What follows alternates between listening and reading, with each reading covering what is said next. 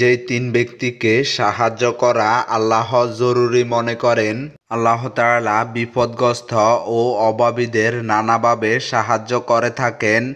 যারা তার কাছে সাহায্য চায় তাদের সাহায্য করেন।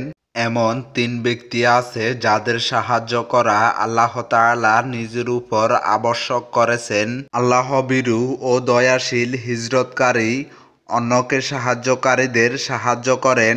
কোরআন ও হাদিসে তা উল্লেখ আছে। তবে এমন তিন ব্যক্তি আছে যাদেরকে সাহায্য করা আল্লাহ তাআলা নিজের উপর আবশ্যক করেছেন। হযরত আবু হুরায়রা রাদিয়াল্লাহু তাআলা থেকে বর্ণিত আছেন, তিনি বলেন, রাসূলুল্লাহ সাল্লাল্লাহু আলাইহি ওয়াসাল্লাম বলেছেন, আল্লাহ তাআলা তিন প্রকার মানুষের সাহায্য করা নিজের কর্তব্য হিসাবে নির্ধারণ করেছেন। এক, আল্লাহ তাআলার পথে জিহাদকারী। দুই, মুকাতাব, গোলাম যে চুক্তির অর্থ পরিশোধের ইচ্ছা করে।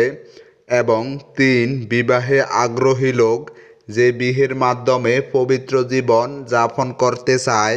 যে ব্যক্তি বিবাহ করতে চায় তার ব্যাপারে আল্লাহ তাআলা বলেন, আর তোমাদের মধ্যে যারা বিবাহহীন তাদের বিয়ে দিয়ে দাও, এবং তোমাদের দাস ও দাসীদের মধ্যে যারা সৎ তারা অভাবগ্রস্ত হলে আল্লাহ নিজ অনুগ্রহে তাদেরকে অভাবমুক্ত করে দেবেন।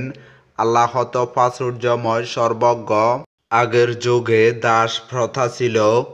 যুদ্ধবন্দীদের হত্যা না করে অথবা জেলে বন্দী না করে স্বাভাবিক জীবন যাপনের সুযোগ দেওয়া হতো। বিনিময়ে তাদের দ্বারা কাজ করে নেওয়া হতো। তাদের ব্যাপারে নবীজি সাল্লাল্লাহু আলাইহি ওয়াসাল্লাম উত্তম আচরণের নির্দেশ দিয়েছেন। দাস দাসীদের মধ্যে যারা মনিবের সাথে এই চুক্তি করত যে আমি এত টাকার বিনিময়ে মুক্তি চাই, মনিব রাজি হলে তাকে মুকাতাব দাস বা চুক্তিবদ্ধ দাস বলা হয়। হাদিসে এমন ব্যক্তি আল্লাহর সাহায্য করার কথা বলা হয়েছে।